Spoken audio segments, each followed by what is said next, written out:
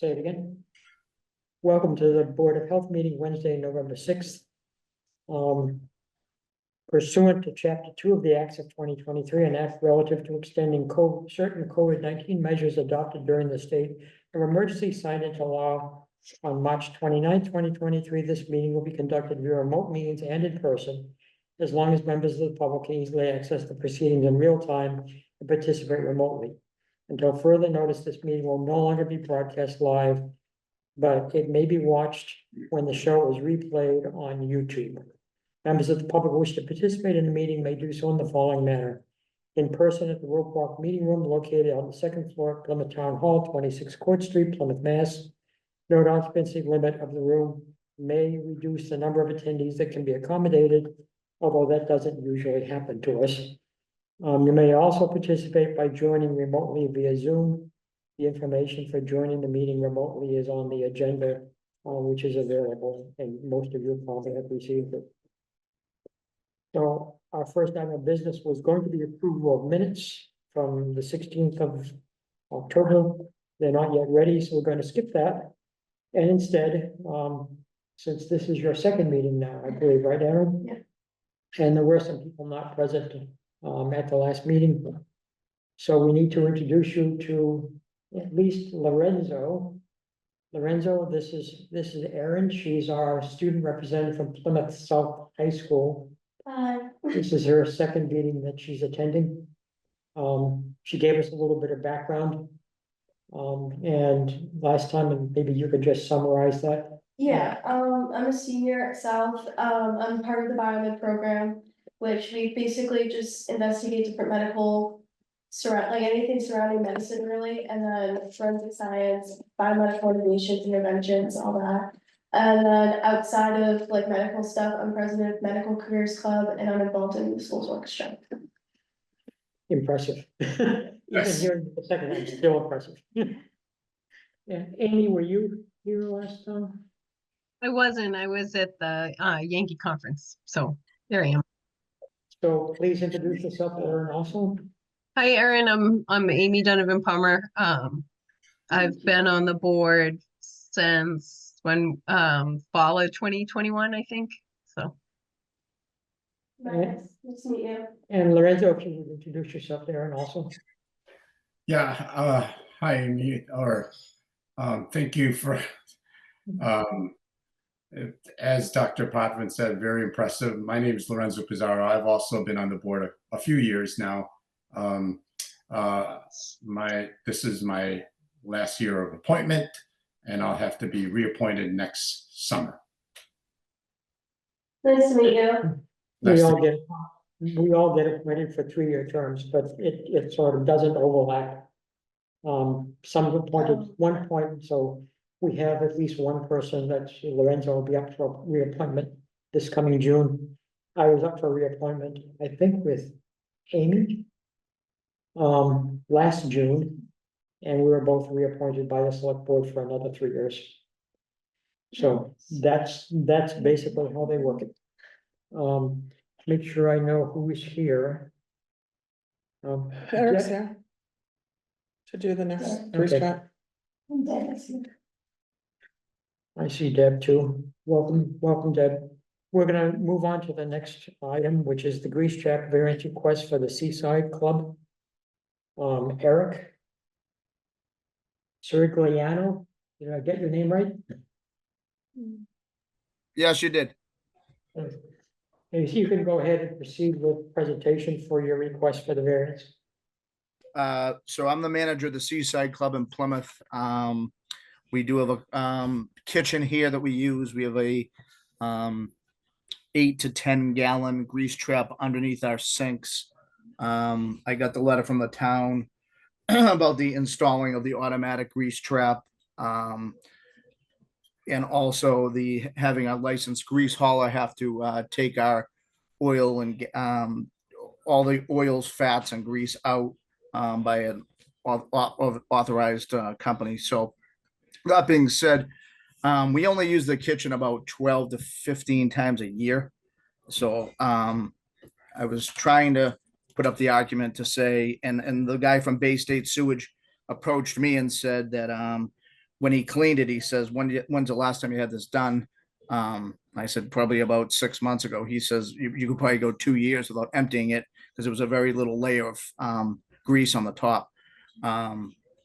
So that was one thing. The other thing is we use other practice. We don't have fryolators or anything like that.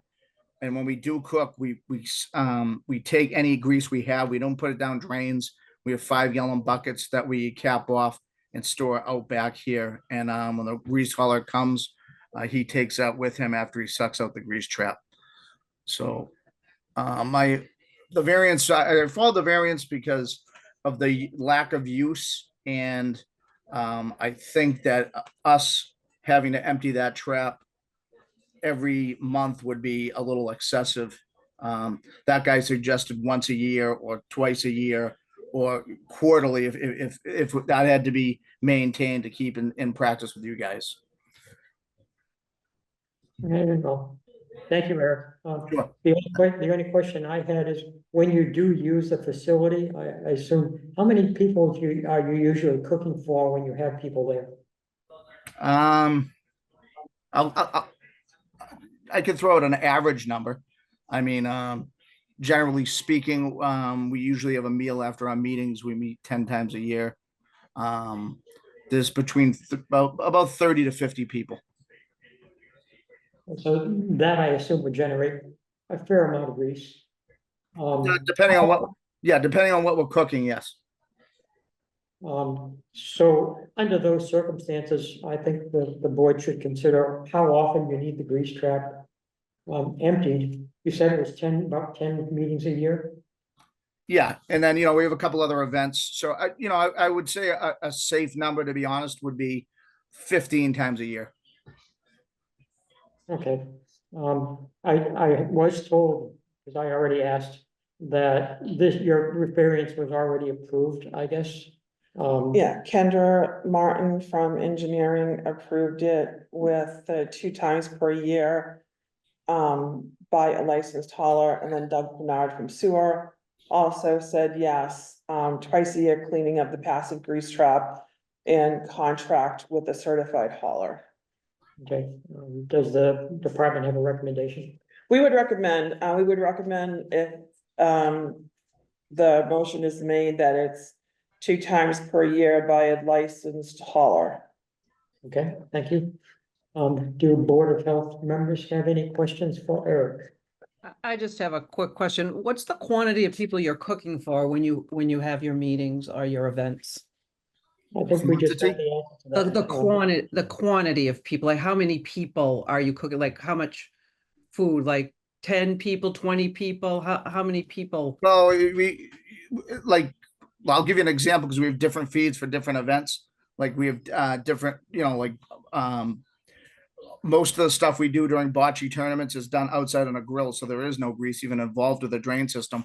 But like after a meeting, we usually serve a meal for the guys here, and there's between like 35 to probably 50 people at a meeting. Okay, thank you. Okay, anyone else? Amy, do you have any questions for Eric? Lorenzo? No questions for Eric.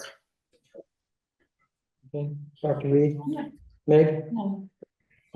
So I think we just need, under these circumstances, a motion to approve, but perhaps we should word the motion to approve so that the grease trap grease must be picked up at least twice a year or more often as needed. If that would be okay with you, Eric, because it sounds to me like twice a year, you might end up, not always, but sometimes with quite a lot of grease. If it's going to accumulate for 6 months, is that true? You're asking me that? Yes.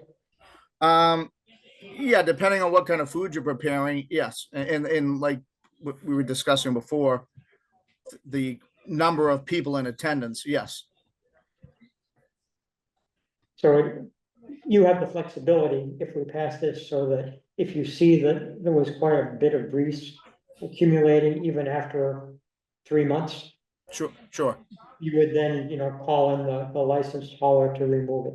Is that Yes. okay? Yes. Thank you. So if everyone agrees, would someone on the board just make a motion to approve the variance, subject to the grease being picked up at least, twice a year or more often as necessary? I'll make that motion.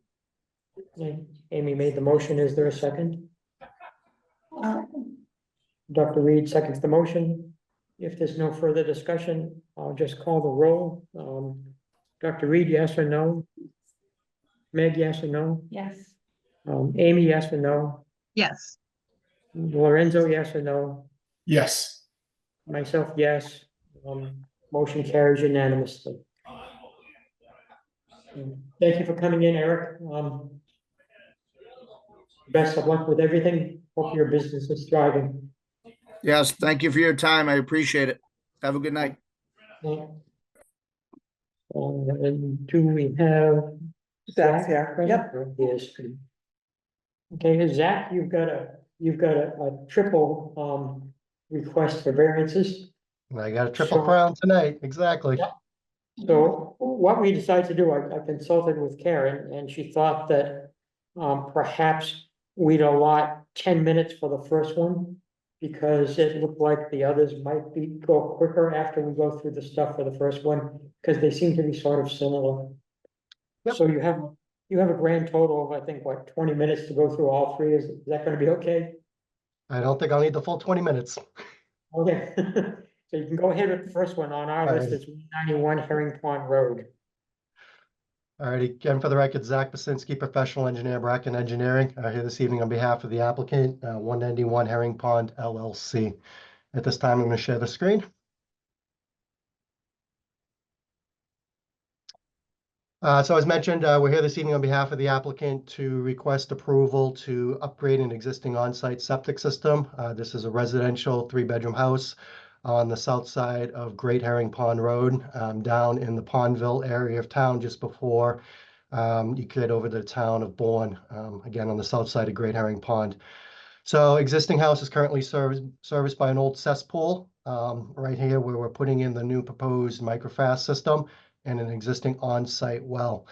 So we've redesigned the system to replace the on-site cesspool, again, putting in a microfast denitrification system, a pump chamber, and then placing the septic system as far west or south on this plan. We're asking for relief to the property line, so up to 5 feet to give us the greatest separation to the existing well.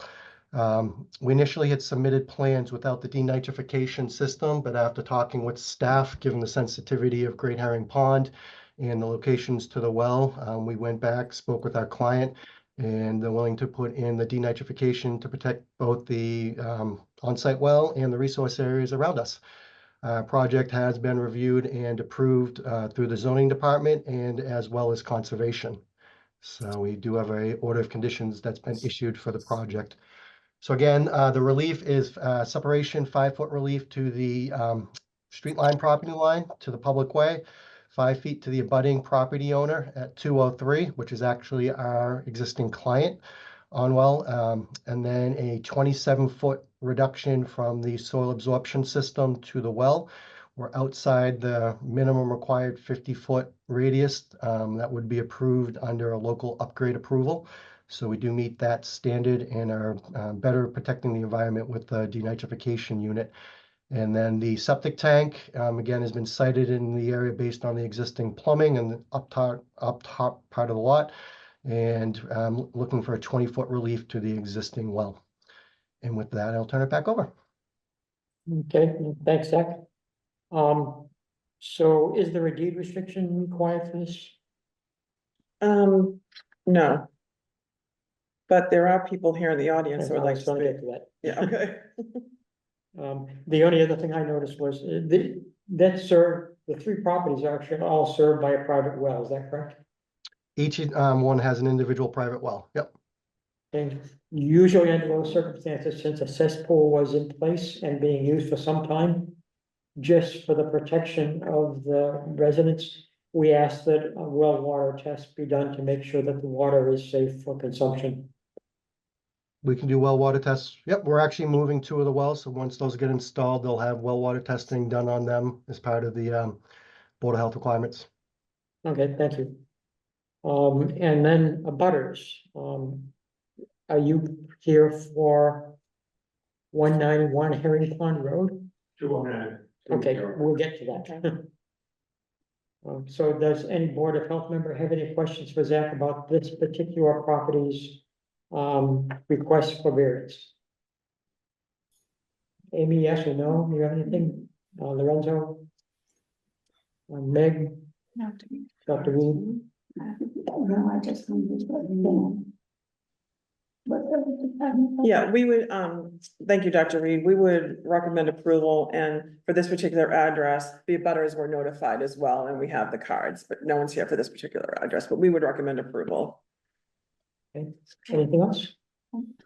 No, I have nothing else either that I can think of, so there's no comments from any abutters, there was, nothing came in, No, okay. no. So if everyone's all right with this, we just need a member of the Board of Health to make a motion to approve the variances as described, with the provision that a well water test be conducted. Awesome. Dr. Reed makes the motion, is there a second? I'll second. Meg seconds the motion, I'll just call the roll once again. Dr. Reed, yes or no? Yes.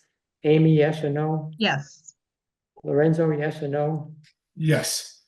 Meg, yes or no? Yes. Myself, yes. I believe it's unanimous again, 5 in favor. None opposed. Good. Well, let's see. Zach is with us still, so Again, now we need to go on to 203 Herring Pond Road. By the way, we congratulate you and thank you, for removing cesspools and putting in a nitrogen sparing system. We wish that everybody would do that. But please go ahead with Thank you. 203. all right, again, for the record, Zach Basinski, professional engineer, Bracken Engineering. This site here is 203 Herring Pond Road. I'm going to share my screen. So again, this was an old campsite that was on the property. Again, project was reviewed previously by Building Department and Conservation, deemed a buildable lot. We went through the existing old structure here, found the old well was located actually in the lower part of the basement on the property. So again, we're going to be installing a new well, rebuilding this structure on the lot. The well has been pushed as far planned north to the back corner of the property, and then siting the septic system as far away from the well as possible, again, outside the 50-foot radius. Asking for relief to the property lines to the abutter 191, us to the south, plan east, and then to the roadway layout plan south, again, the 5-foot relief under Title V. Again, this would be a nitrogen reduction septic system into a pump chamber and then up into a leach field sited up here in the front. This is, again, only a 2-bedroom structure, so this would be deed restricted to a 2-bedroom deed restriction on this property. And again, the same thing, well water would be tested when the well is installed on this. Turn it back over. Thank you again, Zach. Recommendation from the department? I'd like to hear from the abutters first. Okay. Thank you. So the only other thing, I'm just curious, what's the distance to Great Herring Pond from these locations? Well, let's just see, I can pull that up. So from the septic system to the water's edge, I'd say roughly around 80 feet. Because I've got 97 property line right there. We'll share the screen. So we have a 90-foot setback on the side here. This is about 10 feet, another 5 feet here, so 15. So we're roughly about 80 feet from the water's edge to the edge of the system from here. Karen, that does not require a membrane barrier for protection, does it? No, it doesn't. You can certainly put that in your motion, but it's not required. Because we'd have to do it for all of them, I assume, because they're pretty much the same, aren't they? Yeah. Did you want to, I have it here if you guys want to see it up close and personal. I could have another copy too. We can do both sides of the table. There you go. I've got it right in front of my nose on the screen. You're all set. The abutters present, do you have some comment you'd like to make? If you do, please come over to the chair because the little owl device won't be able to see you sitting back there. No, we're just here as informational, Okay. just to find out, we'd love to have it developed. It's been vacant for 25 years. Oh, wow, okay. Yeah. So abutters have been heard, now does the department have a recommendation? Well, actually, if I could, what we're doing here tonight, just to let you know, is that anytime a septic system does not meet Title V requirements, meaning they need a variance, they have to come before the board. So the variances that this particular septic system requires are setbacks, meaning you need to be 10 feet to a property line. These lots are so small, it's almost impossible. So they're asking to have a 6-foot setback, a 7-foot setback, 5 and 5. Now, the other thing they're looking to do is to have a 70-foot setback from the private well. Now, the state of Massachusetts says you have to have your well 50 feet away from your septic system. The town of Plymouth says, but you know what, we want to talk about anyone that's 50 to 100, we want to see 100 feet. But anyone that's between the 100, they can come before the board and they can ask again for another variance. So I just want to let you know, for educational purposes, because that's why you said you were here, that 50 feet is a requirement for the state of Massachusetts. We put a little bit extra, just to, you know, take a closer look. I just had to, I think actually worked it out property too, but They're a good firm. they're on the same street. That's great, thanks. We would recommend approval. But the town has no rules about setback from at the ponds, I assume. Well, only if it was in a if it was related to conservation. We don't, with Title V of the Department of Public Health. However, was a situation with conservation, they would have to go to Conservation Commission and get a set of orders, which was what they did with the first plan. But I don't think this one was necessary. Okay, so they got approval for the first plan, They have a list of order of conditions from the Conservation Commission for the first plan, but it had no impact on what you folks are doing here tonight. okay. So did they require impermeable barriers? So there's no point in having this one either. I don't think so. Okay. Board of Health members, Lorenzo, do you have any questions? I do. Is there an existing home on this lot or is it proposed to be built? There was an old campsite that was on this, so there's the remnants of an old structure on this property. So we initially had started off the project, went through the building department to confirm that the lots were all still buildable. So the building department issued zoning permits, said that they're all buildable, haven't lost any protective rights under zoning. So after that, then we went through conservation to confirm that conservation would allow us to rebuild. They gave us permission to rebuild the structures, rebuild the homes on the lot. And then now we're in front of the Board of Health for the last approval. Okay, thank you for that explanation. And there is a deed restriction on this property for 2 bedrooms. Yep. Do we have to act on that or is No, that- it's already that's done. in place? Yep. Okay, Amy? Nothing? Lorenzo took my question, so.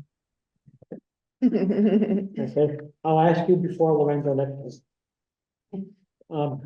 Peg? No. Dr. Reed?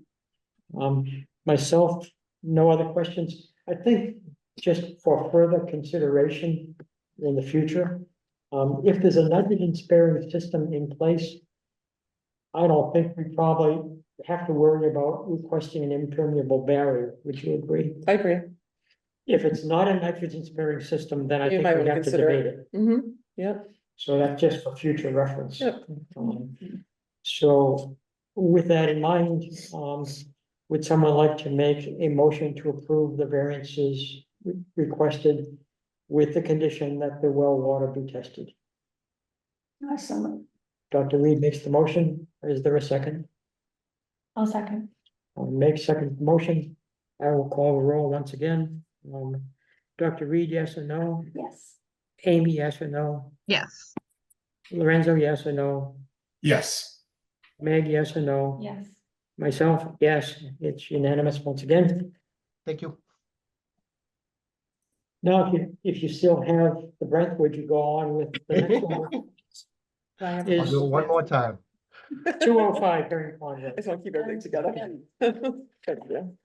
Alrighty, again, for the record, Zach Basinski, professional engineer, Bracken Engineering. Again, this is 205 Herring Pond Road on the south side of Great Herring Pond.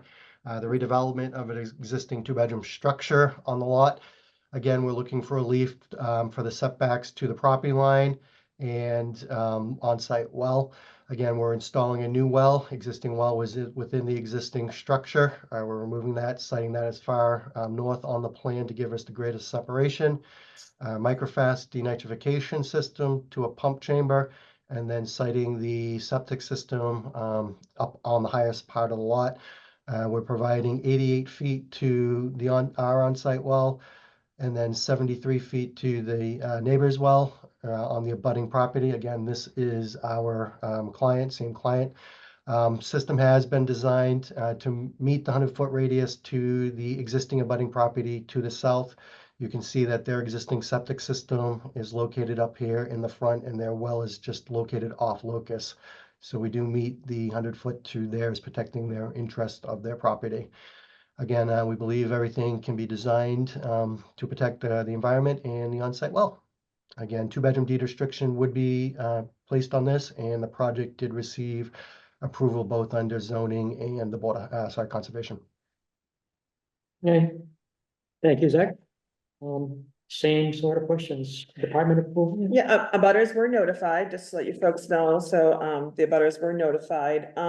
Again, we're talking about really small lots, and what I do like to see is when there has to be a variance, and Zach knows this, when there has to be a variance having to do with the well, I always want the homeowner to have it be the one that's closer than the abutter. Mm. And so that box was checked off too, because they were able to do that, so, and the deed restrictions in place and conservation has approved, so the department would also recommend approval. Okay, thank you. Board members have questions for this variance request? I see Amy shaking her head, no. Lorenzo, anything? No questions for Zach. Okay. Meg, anything? No. Dr. Reed?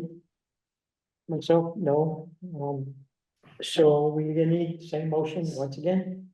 And don't run away, Zach, because I have another question for you, Okay, which is just for future reference. So would someone make the motion to approve subject to, well test result? So, Dr. Reed makes the motion. Is there a second? I'll second. Meg seconds the motion. I'll call the roll for this. Dr. Reed, yes or no? Yes. Amy, yes or no? Sorry, yes. Lorenzo, yes or no? Yes. Meg, yes or no? Yes. Myself, yes. Unanimous, approved. Question I have for you, Zach, did you say that you were going to relocate a well on one of the three properties? Okay. on 2 of the 3 properties.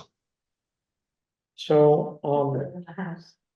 yeah, the question then comes to my mind because I've been seeing an awful lot of information being circulated about lead pipe.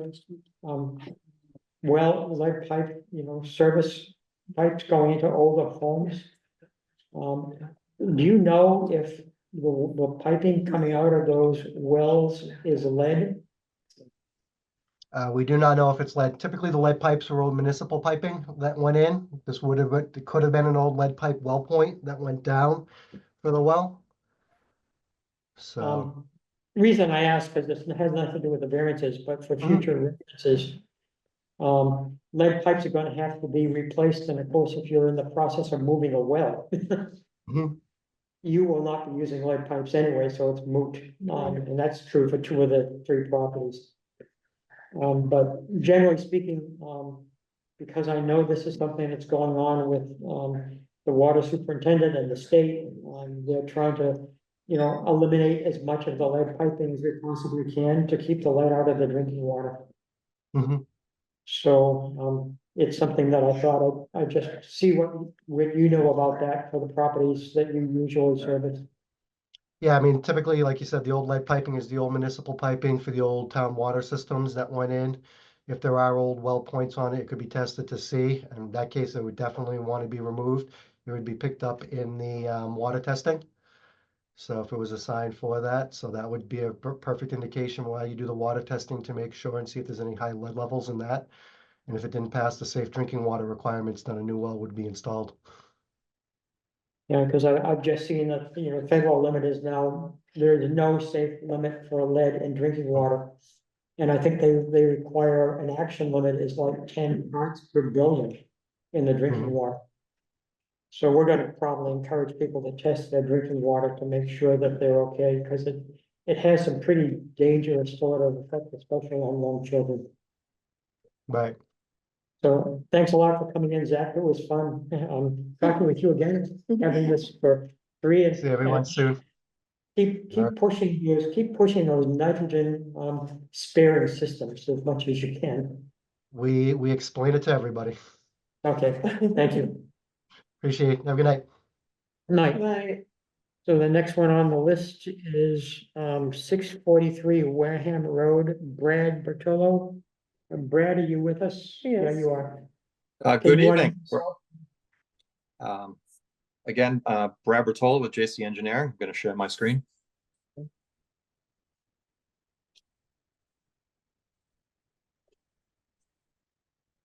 This project's at 643 Wareham Road.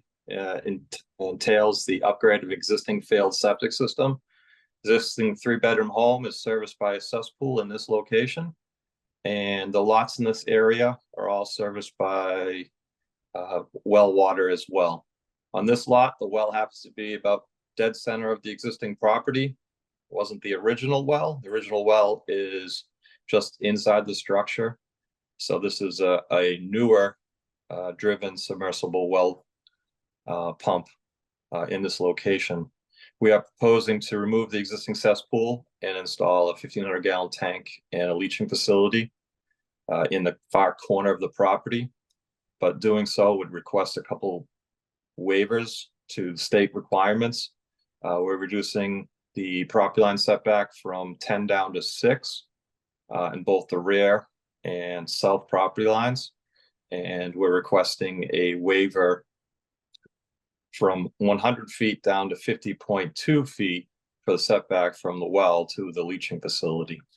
Current cesspool is approximately about that same distance, just within 50 feet of the existing well. So we did obtain a water test and had samples.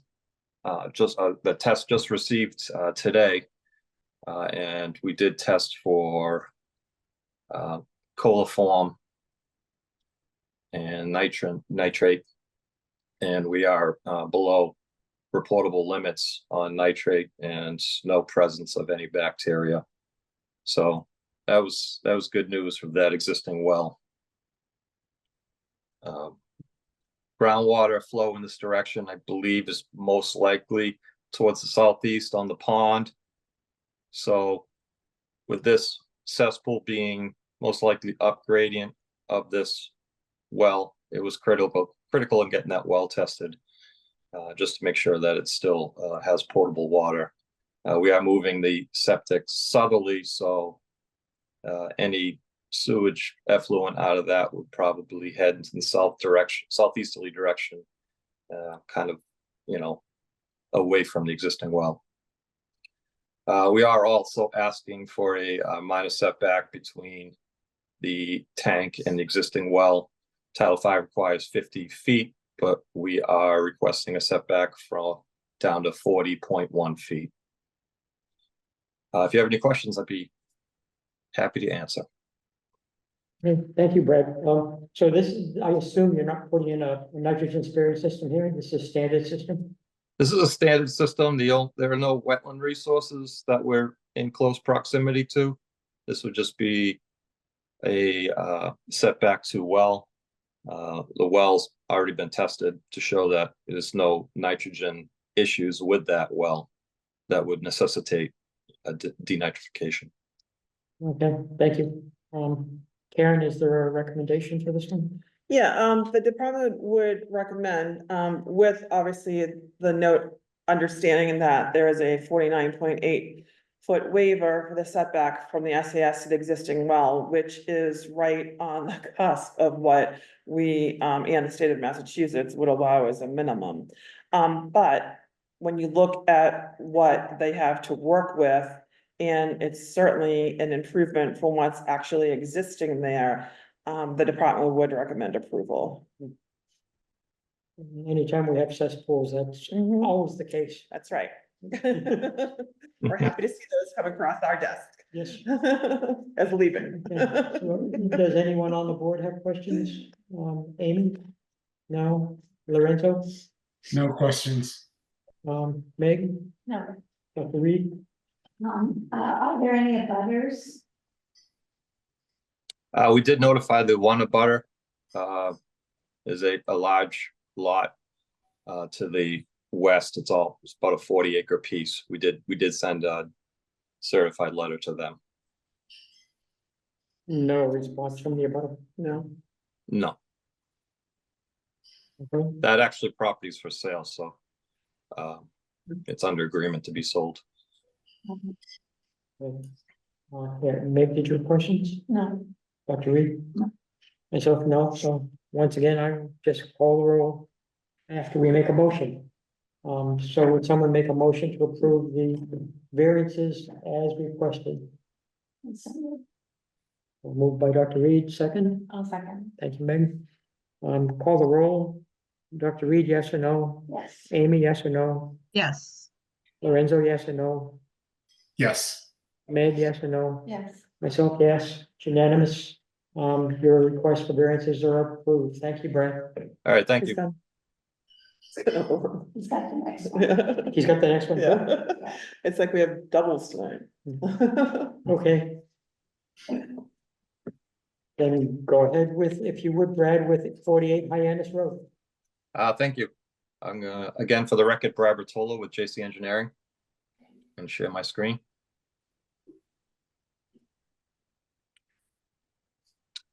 All right, this property is located in Manamet. It's an existing 3-bedroom dwelling that's currently serviced by a septic tank that's located kind of in this highlighted gray area, and a 3-chambered leaching facility.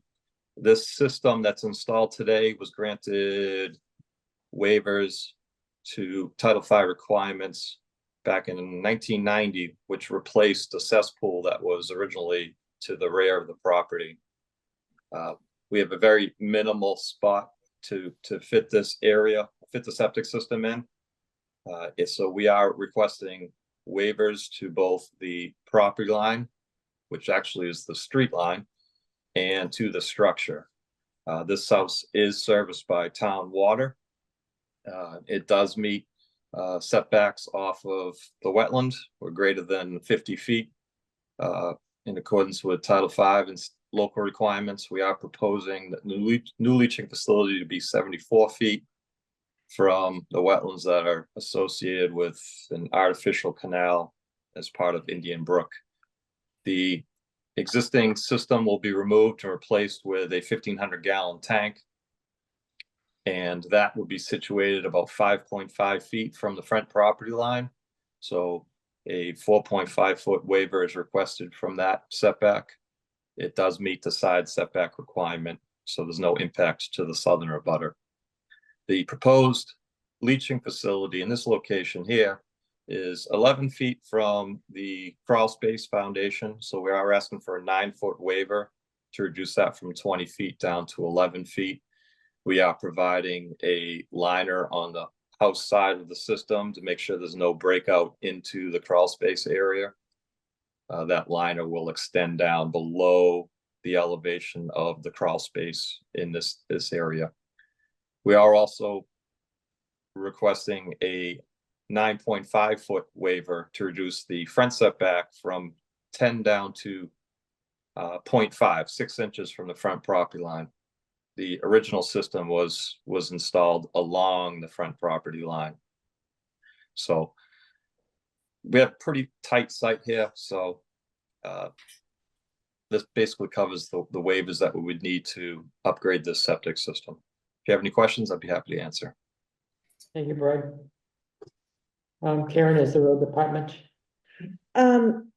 Yes, the department would recommend, the lot is small and the way the house is situated, there's really no alternative. I mean, if we want to upgrade the septic system, this really is best case scenario that Brad has presented here today. It's also gone, before, conservation. And so the department would recommend approval. Okay. And in your opinion, there is no need for additional impermeable barrier to protect the water, so. I don't think so. It's on town water. I think we're good. Yeah. Yep. Okay, any questions from the board members? Amy, yes or no? Do you have questions? Looks like Lorenzo does. Yeah, if you could explain, I noticed on the documentation, a sieve test as opposed to a perk test. What was the context of that? I've seen, variance requests do the perk test, but if you could just explain for the board. Correct. Yeah. So this area in Manomet has a lot of soils that are a lot of silt and clay in it. So in this case here, we're able to find some fairly sandy soils, but at 11 feet below grade, which is too deep to get down and pour water in. So in these situations on upgrades, we obtained a soil sample, had it dried and sieved to determine the percentage of sand. And Title V does have a policy that allows you to determine the percentage of sand and how to apply a certain loading rate to that.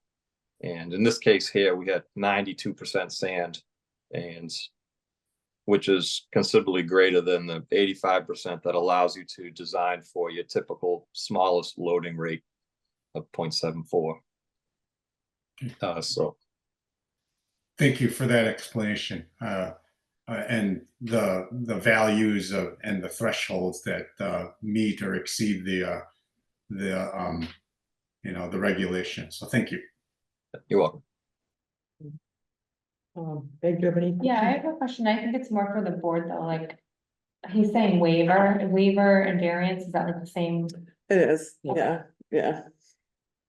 Dr. Reed, you have questions? Neither do I. So just, are there any butters? No. No. Okay, so I just call the roll. Dr. Reed, yes or no? Yes. Amy, yes or no? Yes. Lorenzo? Yes. Meg? Dr. Papa, no motion was actually made. Oh, I was in a bit of a hurry. I guess. Slow down. Sorry about that. We will redo that. Will someone make the motion to approve the variance request? Yes. Okay, is there a second? I'll second. Okay, Okay, now. Yes. Take it away. Yep. I will just go ahead and do it all over again. Dr. Reed, yes or no? Yes. Amy, yes or no? Yes. Lorenzo, yes or no? Yes. Meg? Yeah. Myself, yes, it's unanimous. All right. Thank you for your time. Thank you. Thank you. Sorry for the rushed stick. It's an awful busy agenda today. The next variance request we have is for 122R Drew Road, a variance for a third horse. Anita and Randy Galetti. Yes, hi. Hi. Would you go ahead with your request for the variance, please? What do you say? Hello, my name is Randy Galetti. I live at 122 Drew Road. I currently own the property next to us and have a 2-horse permit at 146R, and I have a 2-horse permit at 122R. We received these permits in 2013, never had any violations. What we're doing here is we're requesting to add a 3rd horse to our permit on 122R and reduce our 2nd horse at 146R. So the number of horses are going to stay the same. We're just transfer, we would like to transfer them between properties, just in case we decide to sell 146R. Do you have a stall space for the third house? We do. On 122R, we have 2 run-in sheds and we have a three stall barn. Three Yeah. running sheds, No, Oh. 2 run, yeah, well, 3. right, room for 3 horses on 3 run sheds and then a 3 stall barn. And then on 146R, we have a run-in shed. Okay, thank you. Does the department have a recommendation? The department would recommend, this address has been incredible, horse owners for several years. The reason why they're coming before you tonight is because the land is short by a little over 8,000 square feet. That's necessary usually to have 3 horses. In light of the fact that, they are such good horse owners, the department would recommend that even though the land, we recognize the land is a little shorter than it should be, because they're experienced horse owners and very good horse owners, I would recommend approval, and I really don't think that's gonna be an issue. Thank you. How much square footage would be usually required for 3 horses? You need 50,000 square feet. And this, Oh, no, sorry, nothing, and you need 70,000, and they have 61,224. They actually have 63,000, but you have to subtract the size of the house, because you really can't put a horse in the house. Well, you're not supposed to anyway. So that leaves the remaining land at 61,224, so they're short by 8,776. Again, if these were rookie horse owners, I probably would advise against this. But I've been to their property. It's beautiful. The horses are beautiful. I am 100% sure that there's not going to be an issue. The only issue, and they've already stated in their paperwork, is if they go and they sell, that other horse is gonna have to go someplace else. Because they know that they won't have room for a 4th. okay, So we're keeping the same number, we're just sort of rearranging. We're rearranging and preparing for the future perhaps. So in thinking about waste, Mhm. it's gonna be the same amount of waste. Same, exactly. That they're Yep. taking care of. Yeah, And there's there's no issues. no, with that. none. okay. Meg, do you have any questions about this? No, Dr. Reed, no. Lorenzo, No questions. Amy? I have no questions, thanks. Question. So if and when they do sell that other property, Mhm. then the 4th horse is no longer allowed, right? Correct, But the 3 that are already in place Will that be able we give to the stay variance there. for would be able to stay. correct. Yeah, So would someone make a motion, given what we've heard, to approve the variance request? I saw a hand motion by I certainly. Dr. Reed makes the motion. Is there a second? I'll second. Reliable pair. I'll just call the roll. Dr. Reed, yes or no? Yes. Amy, yes or no? Yes. Lorenzo? Yes. Meg? Yeah. Myself, yes. It's unanimous. Thank you for coming in. Okay, thank you very Thank you very much. much. Have a good evening. Bye. you too, bye-bye. Okay, so we're supposed to move on now to tobacco sales violation appeal. That was scheduled for 6:05 PM. And I know, Sometimes that's better. yep, Lisa Stevens was invited to be present for this. I wasn't sure if Bob Collette was coming too. Bob Collette just joined. Hello. Hi, Bob. And I assume that, we have someone here from Manamet Liquors. I am Jennifer White. And we need you to, because the owl has limited vision capabilities. My name is David Nagel, evening board members, and I represent Manamet Liquors. Okay. So just to bring everyone up to speed, to let you know what we're talking about here tonight, just to make sure everyone understands, is that on August 12th, 2024, compliance check was conducted at the location 2291 State Road in Plymouth, Minimum Liquors. This resulted in a third violation within 36 months of selling to a person who is under the age of 21. In the case of a third violation, a fine of $5,000 is issued, and also a loss of sales for 30 days. The party is aware that nothing can be done about the $5,000 fine set by the state of Massachusetts. However, you do have the right to come before the board, which you are tonight, to discuss the 30-day loss of sale license. And that's what we're doing here tonight. And either Bob or Karen, could you tell us the dates of the prior violations? I can. Okay, so.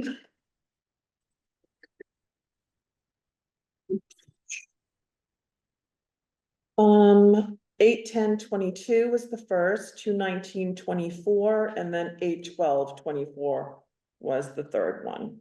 So it's been about 6 months since the second violation. Correct, between the second and third. Now, Right. so who would like to address us? If I could speak on behalf of the board with the board's permission, You have the. would you like to permission of the stand or board? sit, or how would you like No, to? You can stay right where you are. Oh, okay, all right. So, I reviewed the applicable bylaw. I agree that, that one of the options is to modify the order. But it can only be done, with respect to the length of the suspension. And we do agree that, that this would be the third alleged violation, that has occurred. I'm gonna respectfully request, that the board consider withdrawing the order, which it has the option of doing. It's clear from the CMRs and the sales regulation 2023, there's three options, right? You can sustain and uphold the violation. You can withdraw the violation, you can modify the violation. Those are the three options that are available to the board. Under these circumstances, I'm respectfully requesting that the board consider withdrawing this request. And there's really two reasons. The first is, boy, this is the lawyer in me, I'm so tempted to, I can't help myself, but, you know, this is a very difficult, situation to sort of test the veracity of whether or not the violation actually occurred. And that's because my client didn't receive this notice from the town until about 2.5 weeks after the alleged violation.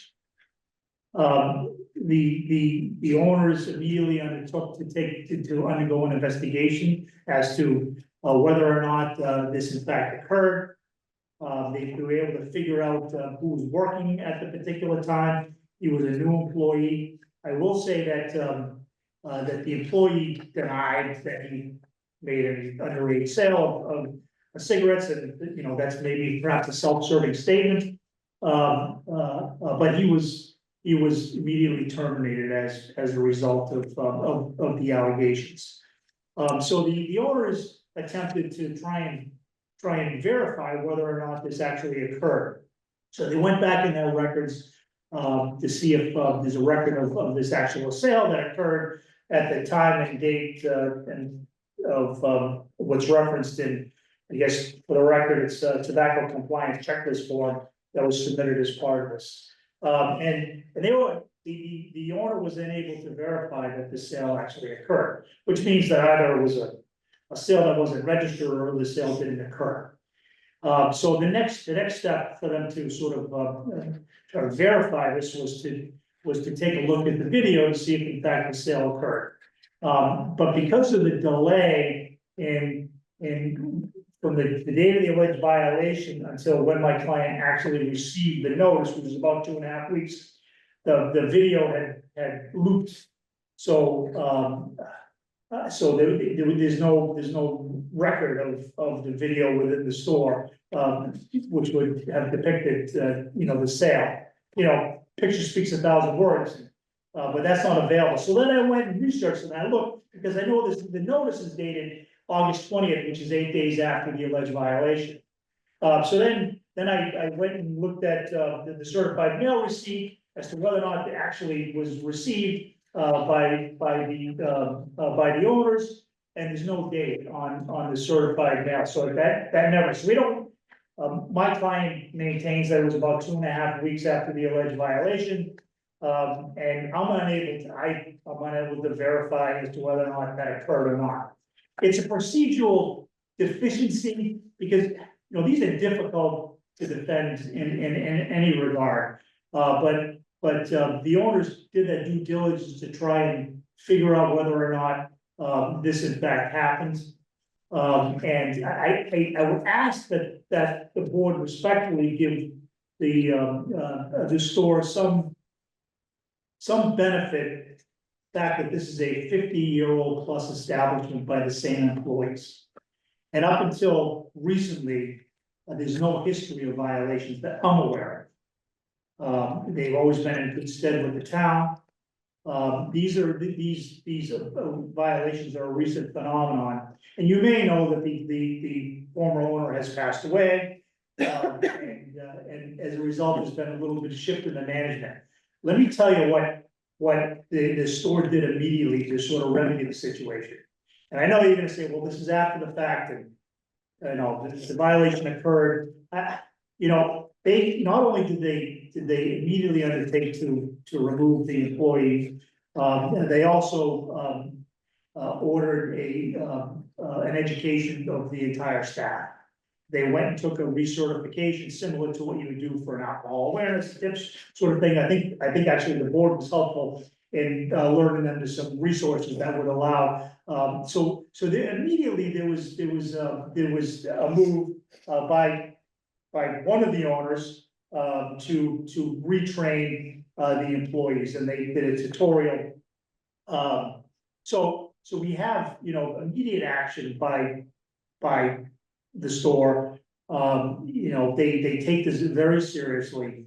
The fact that they have been, that I'm aware of no violations, and now a third violation in less than 3 years is obviously concerning. But I want to relay to the board that they're doing good work in trying to make sure that this absolutely does not happen again. The owner immediately upon receiving this, he immediately undertook to remove all the cigarettes from the store. There have been no cigarettes, no tobacco products, nicotine products in the store since he received notice of this alleged violation. And he'll continue to do that. But he's respectfully, the family that owns the store is asking for some consideration. It's hard for us to specifically defend whether or not a violation occurred. I understand we're not in a courtroom, the rules of evidence don't apply. Hearsay is admissible, and certainly there's a report that suggests that a violation occurred. But it's difficult because of the time lapse. It was hard for the employer to verify, to sort of test the veracity of whether or not it actually occurred. I'm not saying it didn't occur, but it was just difficult in retrospect to try to recreate what happened. So, given the history with the length that this place has been in business, probably the oldest, if not the oldest, one of the oldest convenience stores in town, 50+ years, given sort of the proactive remedial process that the employer undertook, and the inability, I think, because of the delay to test the veracity, which is respectful. It's not defined necessarily, but a fourth violation is something that we're obviously extremely concerned about. In the totality of all the circumstances, I'm just asking the board to. It has the discretion, I believe, under the bylaw and under the CMRs, to withdraw the violation. I'm asking the board respectfully to consider doing that. Okay, thank you. Do you have anything you wish to add? No, I don't, thank you. Okay. Well, there's a few questions that need to be clarified, Yes. obviously. One question addressed to Bob Collette. Yeah. We have a copy of your inspection report. Mhm. So as far as we're concerned, there is adequate proof that the inspection did in fact occur. We have the date the inspection occurred. We have the identity, or at least the age and the sex of the person who attempted to successfully make a sale, even though he was not of legal age. What would your sort of feeling about this be? Is it something that we should just leave to a majority vote of the board? Yeah, I just remind the board that, you know, this is something that we do once a year for every retailer, or two, you know, we check every retailer annually. And when they do sell, they are then rechecked again, typically between a 3 and 6 month period following the initial sale. And I would caution the board against, you know, reducing any the penalties or setting a dangerous precedent here that might come back to cause some regret later in similar situations.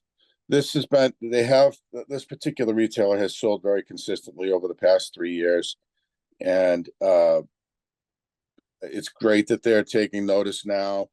You know, there was a retailer, as you know, recently that did not take notice, and they paid the ultimate price in the end with a permit revocation. And that's not the goal here. We don't want to see that. We would like to see compliance.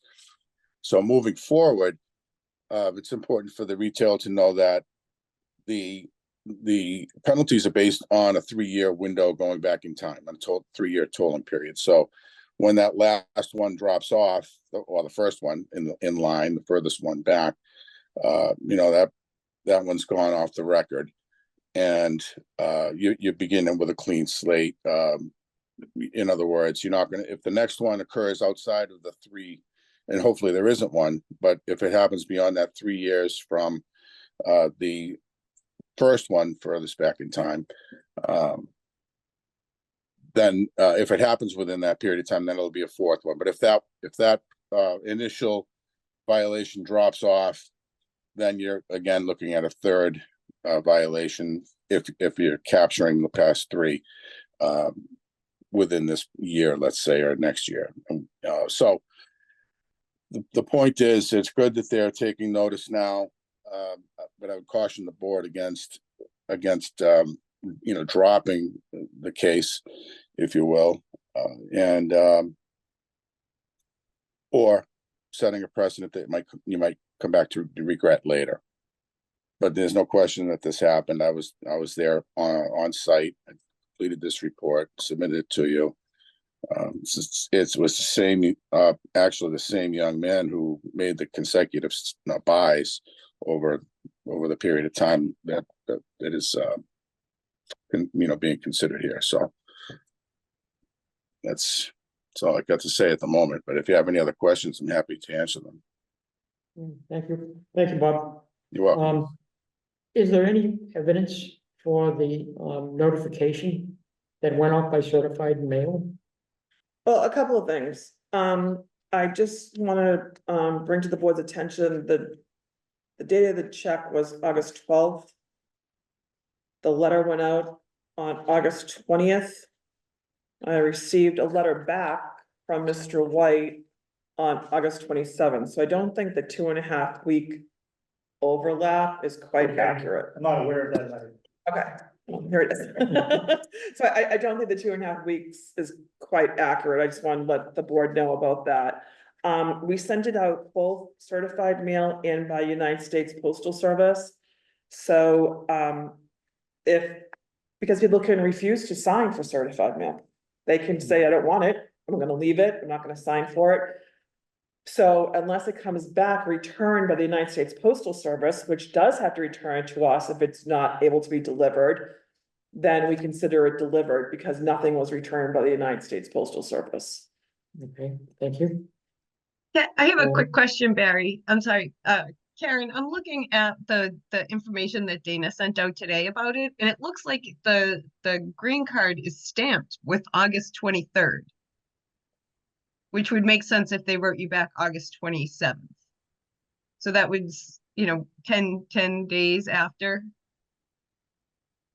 For the record, what I received, I don't know, was part of the packet, Yeah, but the letter that didn't have a stamp. yeah, it is mine. Amy, I don't know what you're referring Oh, to. geez, I wonder what I'm looking at.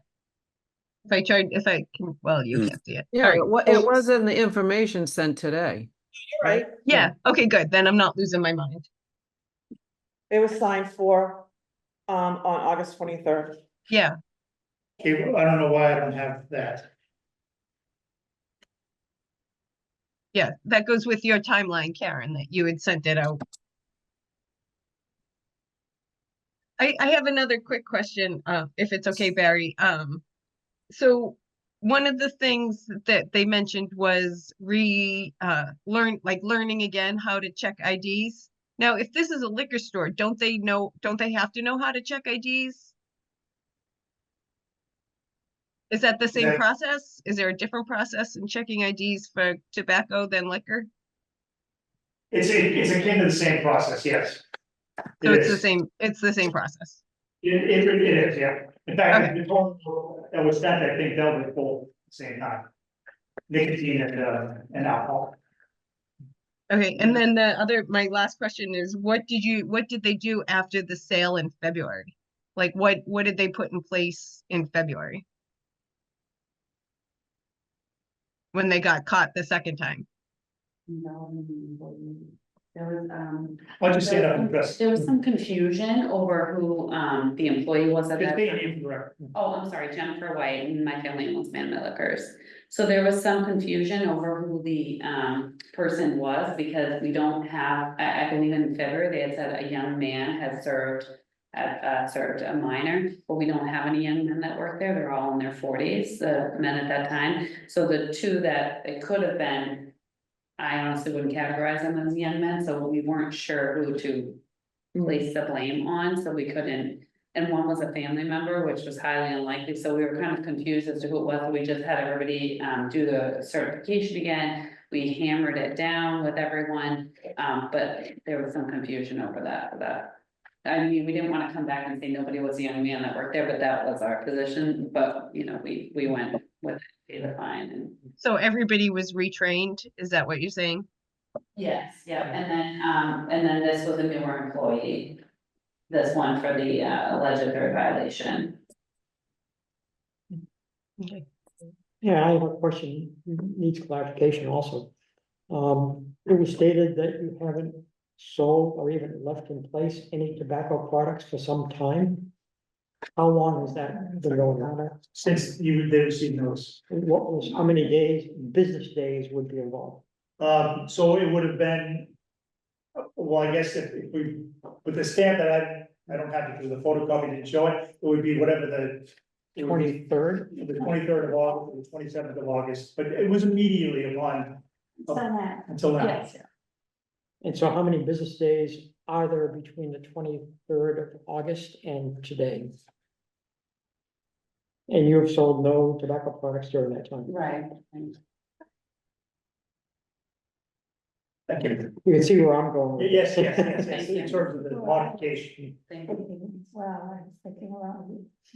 it's more than the amount of time for the statute, 30 days. It's Okay, more than, okay. I spoke to, Mr. White. And he was, as of August 27th, nothing had been taken off the shelves. So I'm not gonna go back to August 23rd. I'll be willing to start counting from August 28th. Okay. Okay, please do that. okay. Karen, is there any proof that they haven't been selling tobacco? No, I didn't even know that was happening. Right, and so 7 days a week for open. Okay. So there's been 7 business days that you have ceased selling any tobacco product? 7 days a week for open. Oh, 7 days a week. I- Because some are not open 7 days. Oh, yes, yeah. We had a similar case recently. Didn't we? The last meeting and the meeting before. For a third violation?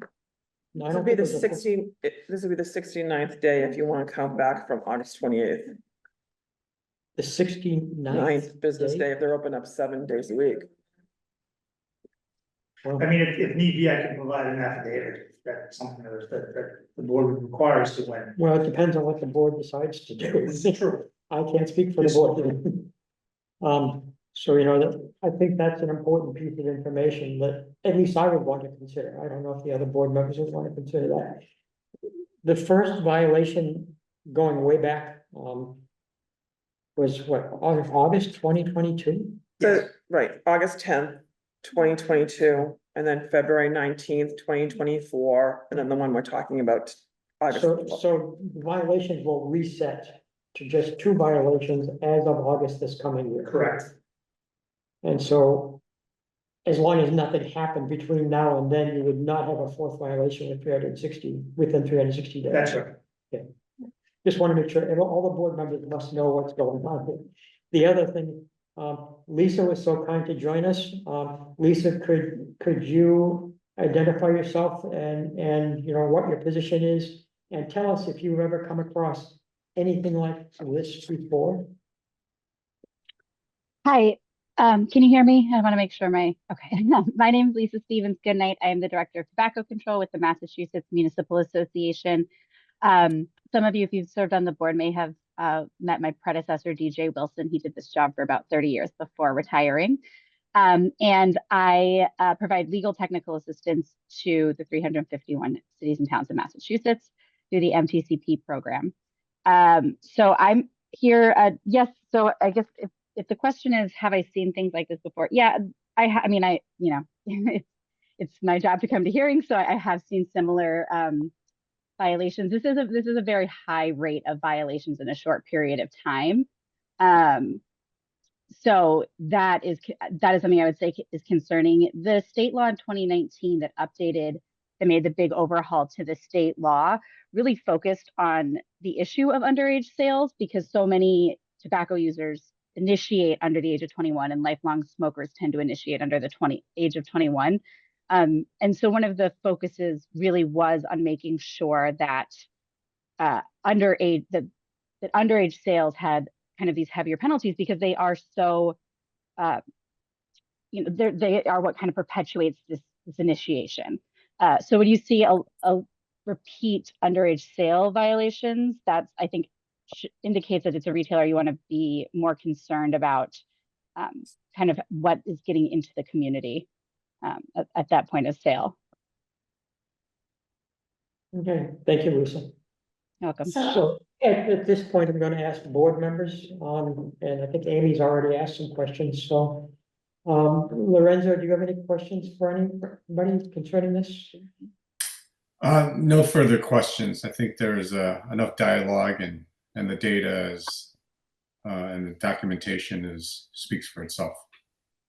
Yeah, thank you. Meg, do you have any questions? No, I'm just trying to remember. I thought we had a similar case recently, violations. I don't recall a 3rd violation. We had that 4th one, but. We had Oh, that I was can some check. time ago. You're asking for another Like business? recently, yeah. It was a 4th violation, I'm aware of that. Yeah, there was. There was a 3rd. It was Rich Jill, it's public record, so I have no problem saying it. It was Rich Jill Food Shops. They paid their $5,000 fine, and their suspension was from September 1st to September 30th. Yeah, Okay. so I guess I just wanted to clarify, just to make Okay. sure that we're So consistent. then the only complication I see here is that apparently there has been a sales suspension, which was voluntary. Not required, which had occurred some time ago up till the current date. Yeah. So I have a question that goes along with that. A clarification of what exactly it is you're asking for. Because according to the law, you have to pay a penalty. That's the state deals with that, so then you've already done that, I assume. The second part of the law, which is city, is taking all the stuff out, not selling for a certain amount of time. Correct. Are you asking for the whole thing to be expunged? Is So that- that's my primary request. Okay, Alternatively, you know, we could, if you could sort of non-pro-tunc the credit the amount of time that they voluntarily have suspended vendor sales, credited against, and just make it sort of time served, if you will. So that would be my alternative request. But I do believe that, setting aside precedent and all the other factors, I do believe that the board has the discretion to withdraw, the order. They do. There's nothing in anything that I've read that suggests that, that there is no discretion. So I'm officially asking that you exercise the discretion. Alternatively, that you credit the voluntary time that the sales have been suspended at the store. And one other question, and then I'll ask the board members to make motions if they want to. Let me clarify this one other question. What was the time for suspension for a second violation? Was it 2 weeks or 2 14 weeks. business days? Yeah. Yeah. Okay. And I'm sorry, I just want to add to Meg, I think what you might have been thinking about was Richard's Wine and Spirits when Steve Berg, the owner, actually came in person. Okay. So we upheld, well, not we, but the board upheld, paid the $5,000 and his suspension was from 10/1 to 10/31, not selling. Okay. So at this point, I'm going to ask each of the board members if they have any other questions that anybody can address, and then we'll entertain motions. Oh, Amy had. Yeah. I was wondering why did, to the owner of Manamet Liquors, why did you go into a voluntary, why did you take all the tobacco out? Because we wanted to make sure that there were no further sales to minors and that we could regroup our employees and re-educate them and just hammer it home.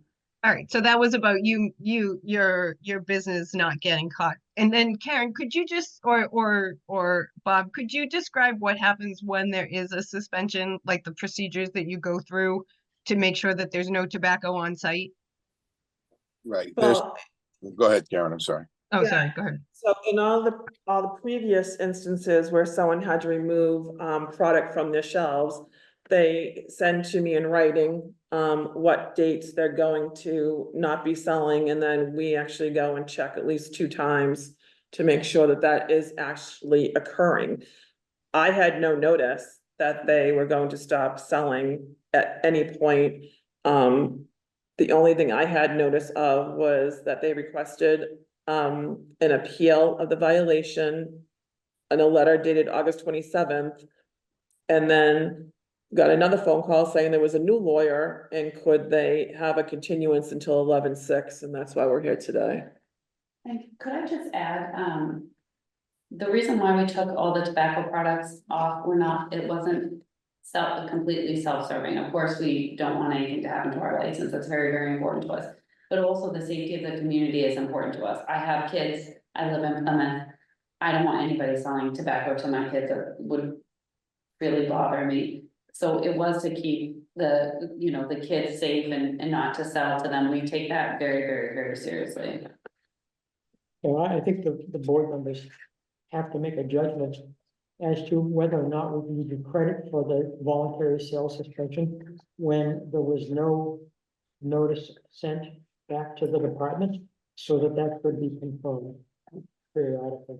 So that's the problem with that at the moment. If anybody else has questions, please ask them now, or else I'm going to ask for board members.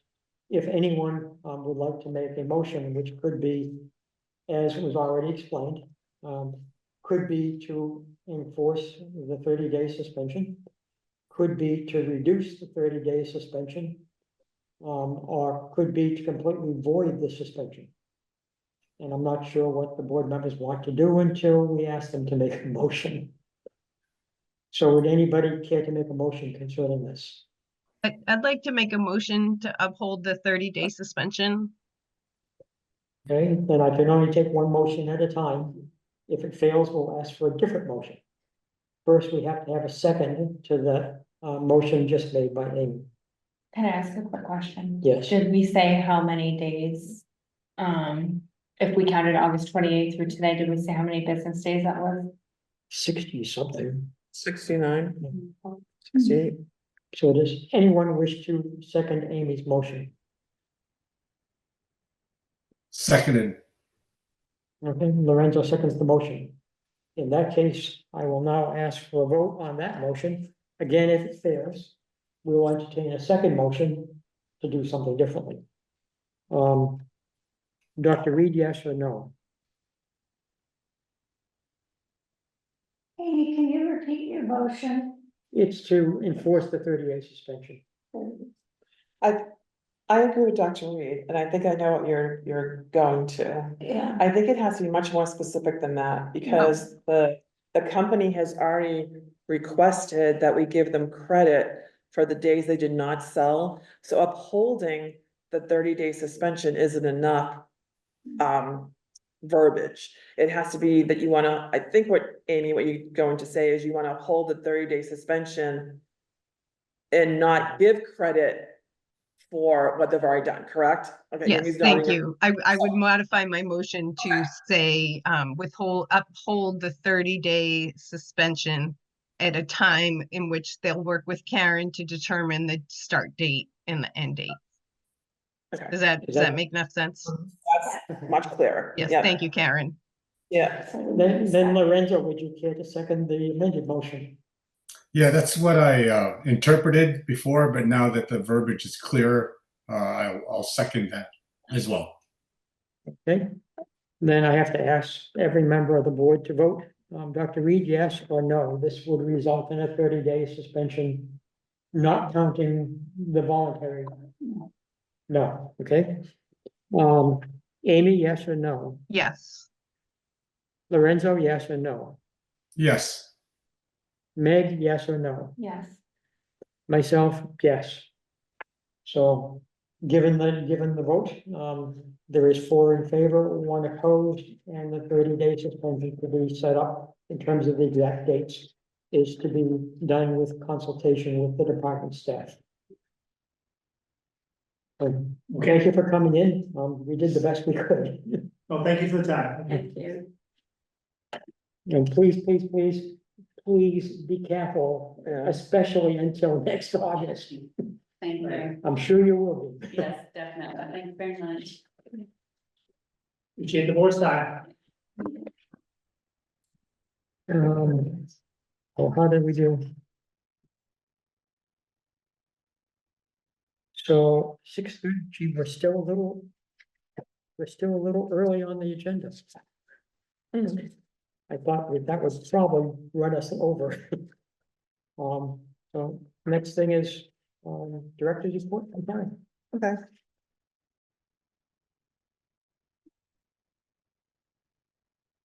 Alrighty, couple of things tonight. Last time I talked about the South Shore Recycling Cooperative and that they were offering, like a hazardous household waste program. The propane tank recycling does have 1 date left. That other section is completed, but the propane tank recycling does have 1 date left on Saturday, November 23rd. It is in Hanson, but if you show your license from Plymouth, you can bring your propane tank there to be recycled. I gave a list here, of all of the public health awareness dates for the month of November. So, There's a lot of them. there are a lot. We have American Diabetes Month, Bladder Health Month, it's also Men's Health Month. Stomach cancer, lung cancer, epilepsy, healthy skin. As you can see, there's a whole list there. But I just think it's interesting because I think it brings to the attention and to light how many different topics public health touches. So I thought that was interesting to share. Yeah, I think I should add also that, given the excellent work by our epidemiologist, just so happens that skin cancer and bladder cancer are 2 cancers that are statistically significantly above average here in the town of Plymouth. Interesting. The next thing is, with the Plymouth Public Schools, along with Northeastern University School of Health, presenting a substance abuse and addiction, a community response program. It's Tuesday, November 19th at Plymouth North High School Performing Arts Center. The goals are to share how local communities mobilize statewide and local supports around the many facets of addiction, and to focus on the role of public health, legislative advocacy, fundraising, education, and prevention, and in supporting all those impacted by the epidemic. And public is welcomed to register. We'll have this on the website if someone wants to scan the QR code. But there's also a website that they can go to if they're interested. And then you can see the presenters. Cheryl Bartlett was the former Commissioner of Public Health. There's a parent who serves as a statewide advocate. There's nurse. There's the executive, Teresa Harmon is the executive director of To the Moon and Back. And that is one of the organizations in Plymouth that received one of our Arise grants, and that was through the opioid settlement. Through their work, they were noticed by other groups, and they've received an additional $1 million grant. So that we're pretty excited about that. Vicki Butler is the director of Plymouth County Outreach, and then Lisa Robinson is a family support coordinator. So if anyone's interested in that. Cyanobacteria advisory, yes, we're still talking about that, even though it's November. However, we only have one left. Clear, Big West, Little West, and Great South have all cleared. Billington C is clear of the bloom, and the 2-week window started on October 28th. And I go in the lifting advisory explain why we have to wait the 2 weeks. Under the Public Health Excellence Grant, Shared Services Coordinator and our epidemiologists are going to attend the Massachusetts Health Officers Association Annual Conference, November 13th to November 15th. Under the Public Health Division, Taylor and I have been preparing our budget for fiscal year 2026. So we are very busy doing that. Myself and Margaret Coe, our health agent, will also be attending the MHOA conference. We will be presenting a workshop on short-term rentals. We will be giving a history of how Plymouth developed their short-term rental regulations. We are still waiting for the delivery of our Chrysalis kiosk for shops. The contract has been signed and sent back to Chrysalis. When it is there, we'll obviously have our communications coordinator send out information to the public, and then residents can bring their shops in a shops container, and they place the container in the Chrysalis kiosk. Kiosk will be available the same hours that the town hall is open. In the meantime, again, residents can go to Bamsey Health at 385 Court Street, Suite B1, Monday through Friday, 10 to 3. If they need to bring their shop somewhere before our shop's kiosk has been set up.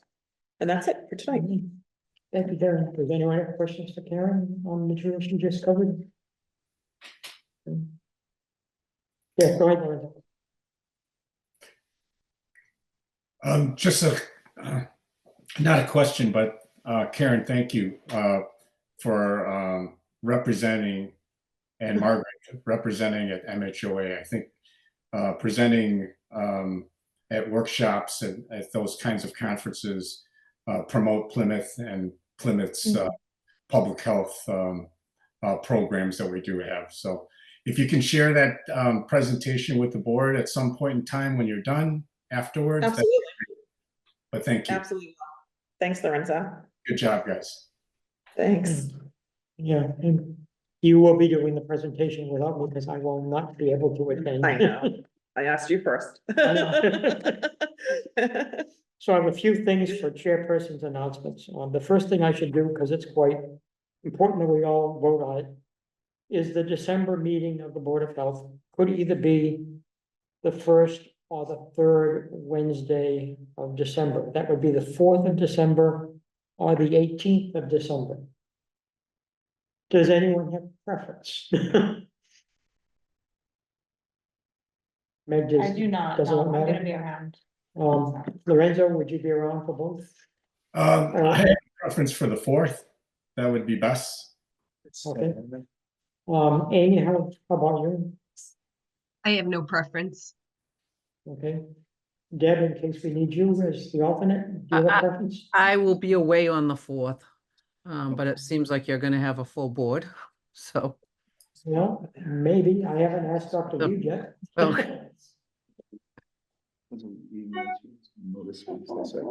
The 4th works for Dr. Reed, either one works for me, given that Lorenzo prefers the 4th.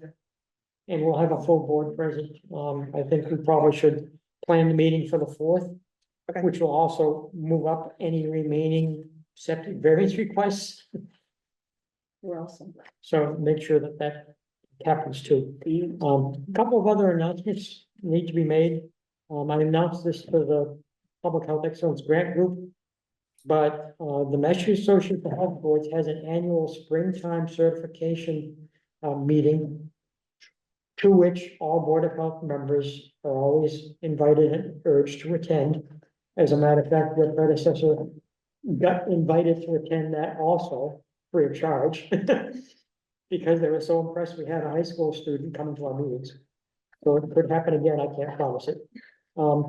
This year, instead of having to go to Taunton, Massachusetts for the Holiday Inn, they have decided that they're going to utilize the 1620 hotel facility here in Plymouth. Nice. It is going to occur, I believe, on April 26th. So mark your calendars. You won't have to go far. It's a Saturday. And certainly, since it's so close by for us, I'm hoping that everybody will attend. And I've already sort of nudged a little bit to the MHB official saying, since you're having it in Plymouth anyway, it would probably be a real positive thing to have a regional public health excellence group assemble either before or after that meeting. And they're actually looking into doing that. It's being discussed with Bethany Griles. And they're looking to see if they have available funding. If it's after the meeting generally ends at 4 p.m. So if it's after the meeting on that Saturday, and it would involve the Cape and the Islands and everybody from this part of Massachusetts that works on these public health excellence grants coming together to sort of share their experiences and solutions and problems that they've had, over the first couple of years of the grant. So if it happens afterwards, we are going to attempt to find a way to fund a dinner to be served at the 1620, followed by discussion among the people present. So hopefully that's going to work out. I know they're looking to see if they can extend the rental of the meeting space down at the 1620 by whatever amount of time is necessary. And I'm also planning on asking our town manager and possibly our, I imagine somebody else might want to come, such as Amy Naples, representing the Chamber of Commerce here in Plymouth. Because I looked at that and I said, this is a good opportunity to make sure people know what there is here in Plymouth. And certainly it could be a benefit to the businesses in the town, and it could be a benefit to the tourism. So jumping on and seizing every possible opportunity is what I usually try to do. So keep the date in mind, please. Make sure you're going to be around if possible. Vaccination date, I'm going to leave for a moment. The Holtec update. At the moment, I've been informed that Holtec has re-energized their submersible heaters that they turned off during the spring and summer months. They are being run to maintain a temperature of 90 degrees Fahrenheit. There's a lot of concern about that because it causes enhanced evaporation of the radioactive water that's being evaporated. And most people do not want to see radioactive water evaporated into our environment. Some people feel that what goes up must come down. And so if it gets into the air, it could come down in the form of fog or even rain and contaminate our groundwater. So that's a concern. And the Board of Health has been approached by at least several people saying, can't the Board of Health do anything about that? We will have to discuss it. I'm not sure why they picked 90 degrees Fahrenheit, but it seems rather toasty.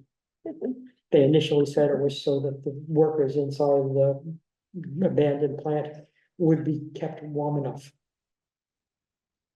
But anyway, we'll discuss that. It'll be warm. I disagree. Well, that's the temperature the water gets heated to. So I wanted to, towards the end of the meeting, there's whatever time we have left, I'm gonna show you some vaccination data, which I'm sure, especially Dr. Reeve will be interested in seeing. But status of the integrated pest management plan. Amy brought this up. She's still with us, although the picture is gone, the rest. There you are. I'm here. So the Board of Health, as you might have recalled previously, actually created and passed a rodent regulation, control regulation. And apparently at the same time we were doing this, the DPW was being instructed to work on an integrated pest management plan. So Amy asked me what happened to our regulation. And I said, well, most of what's in our regulation was inserted into the integrated pest management plan draft that's coming out of the DPW. Hasn't. So it's been quite some time since we did that. I've inquired about what's going on. And I was told there's one remaining step that has to be met, and that is the director of the Plymouth DPW must review it and sign off on it, and then it becomes formally adopted. I don't know when that's gonna happen. Amy, I don't know if you found out anything more than I did. But I didn't. I sort of squeezed for information to say, well, how much longer will this take? And all I could find out was, we will contact, is it Bill? The head of DPW, to find out where that process is and what the expected, date would be when it might move forward. There's a thing here about styrofoam forum. So while some of you were away, we actually created the beginnings of a styrofoam ban regulation, which was mostly going to be aimed at takeout containers in restaurants for beverages and for food. And when we started to do this, first we thought it might be a bylaw, and then we decided it should be initially a regulation. But to do that, we must hold a public forum. So I was advised by the department head that we really couldn't do that until after the first of the year, because we were flooded with an awful lot of various requests, which probably will taper off after the first of the year. So keep in mind, that's on the to-do list as well. And I just want to show if I can manage to do this properly. And I think I've mastered the art. So.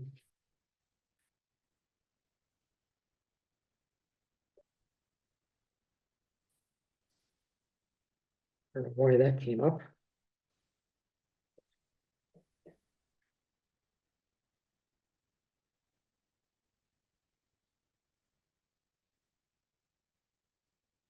That I'm screen sharing. I don't see the screen being shared.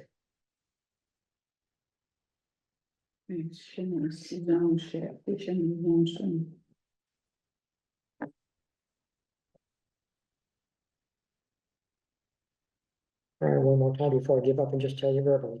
It's on there, I can see it, man. This one always is more of a problem than it's worth, but.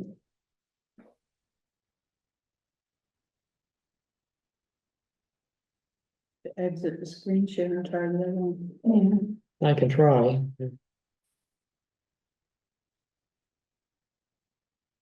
Just launch Zoom meeting. Nope.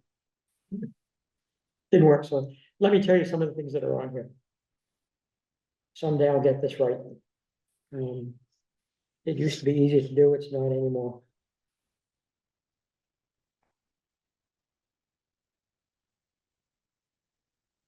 Okay, so what is on this is data for the town of Plymouth's vaccinations.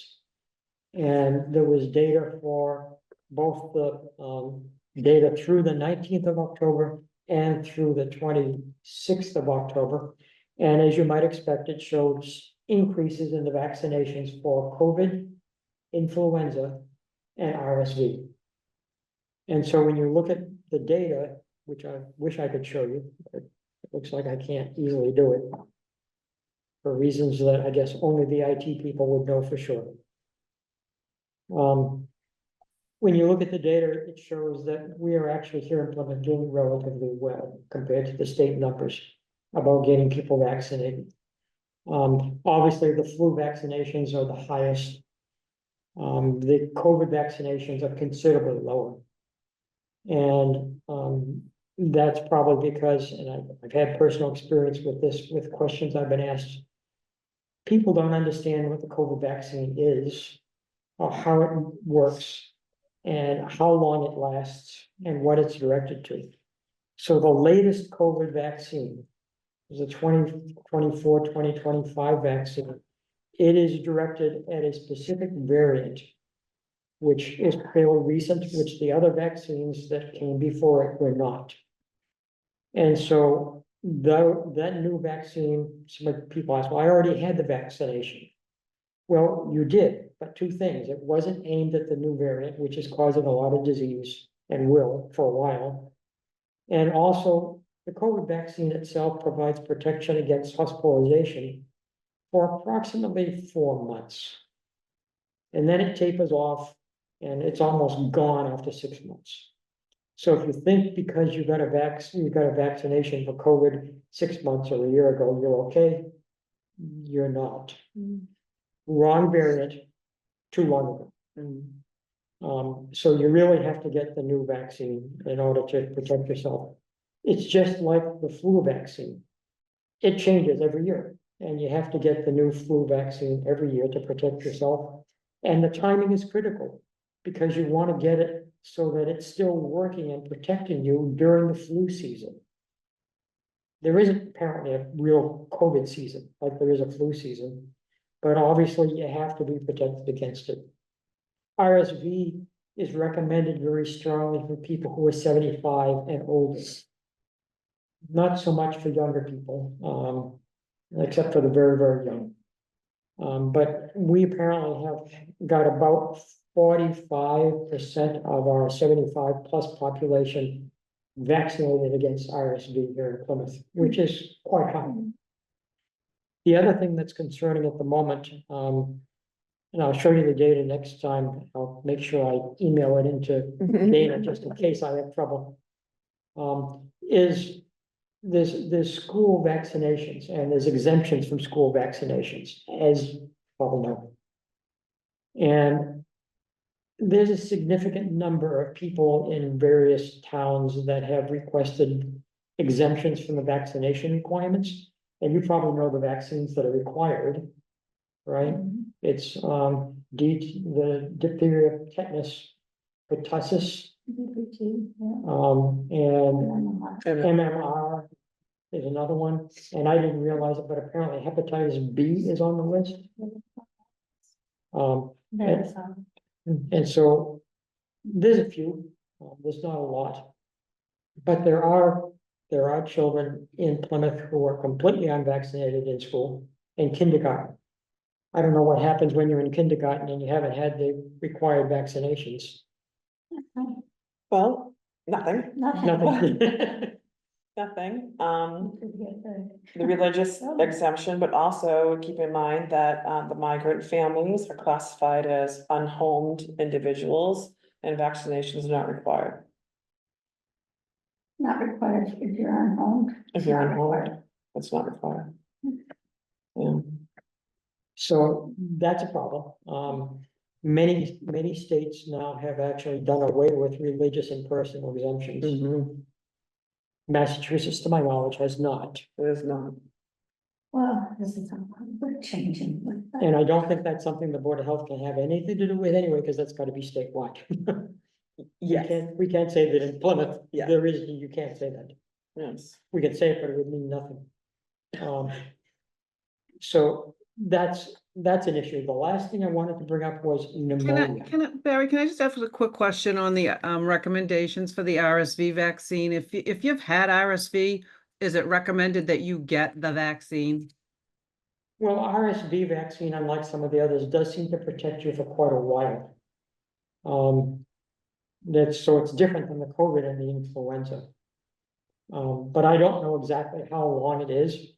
And even with COVID, if you had COVID, they still want you to get the vaccine. You're Yeah, I supposed to just wait, didn't, I didn't know what, if the rules were different for RSV or not, so I don't know what the recommendation is. I didn't know if you knew. Yeah.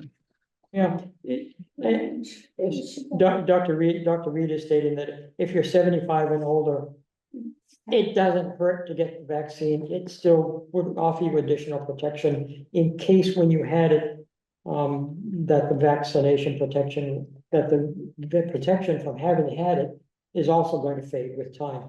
I don't know how fast it fades with time. For RSV, it's unknown. Pneumonia has become a problem. There's a lot of information. I actually asked our epidemiologist to look into it, and she said she was in the process of doing so.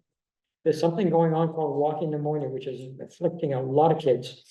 It's caused by something called mycoplasma, and people get really, really sick from this. I mean, they run fevers, they have coughs that go on for months.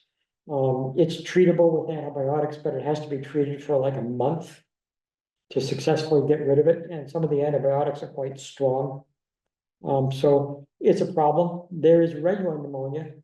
And somebody who lives right across the street from me just came down with that. Was diagnosed at a walk-in clinic, went to the hospital and they didn't diagnose it. But they got diagnosed and it was confirmed. So what happens if you get pneumonia? Well, first of all, there's about a 5 to 7% lethality rate, especially for older people. Second of all, it can be treated usually with some pretty strong antibiotics, which you have to take for quite a while. It's not caused by a virus, in this case, it's bacterial. There are a number of pneumococcal vaccines. They just developed a new one. They're always popping up with new ones. The new one is called, I think, PCP 21, but they already have a PCP 20 that's already available. When I went in to get first my COVID and then my flu shots, I started talking to the poor person that was trying to give me shots. And I said, what about the pneumonia? And she said, well, they actually recommend, especially for older people, those with compromised immune systems, that even if you had the prior pneumonia vaccines, which were labeled something like PCP 13 and PCP, well, there's two kinds. Yeah, they're just all different strains of them. But it's different strains of the same bacteria that cause the disease. They said that it's recommended that you should receive the new one, especially if you're in the high risk group, which is older people and people that have compromised immune systems. Because quite frankly, you get awful sick. And yes, the antibiotics cure you most of the time, but sometimes the infection is antibiotic resistant, which is a big problem. So if you can't treat it with this, then they try other antibiotics. And finally, if they find one that works, you will recover and survive, but you could easily not survive. So it's a really important thing to keep in your mind. You know, if you're younger, it's probably not as big a problem as if you're older or if you have a compromised immune system. So just a heads up notice to everybody that pneumonia is an issue. There are vaccines for it too. I already told the technician that was giving me the shot for the RSV, because I went back for another one. I just can't get enough. And I said, well, what about the, oh, we have, she showed me the box. She said, we've got the PCP 20. It covers 20 strains of the bacteria that cause it. And yes, you probably should get it. And yes, it'll provide you immunity against the pneumonia for around 6 months. So, words to the wise, keep that in your mind so that you know, and if you know somebody who's older, especially if they've already had a viral infection like COVID or the flu, usually these other infections caused by the bacteria come afterwards because your body's weakened and you're more susceptible. So I've had my say without the slides, but I'll see what I can figure out how to do this better next time. At this point, I'd ask for anyone have any other old and new business they wish to bring up. No. If not, then I would ask somebody on the board to make a motion to adjourn. I will. Ed makes the motion to adjourn. Is there a second? I'll second it. No, sorry, Dr. Reed beat you to it. All right. Dr. Reed, yes or no? Yes. Amy, yes or no? Yes. Lorenzo, yes or no? Yes. Meg, yes or no? Yes. Myself, yes. The meeting is formally adjourned.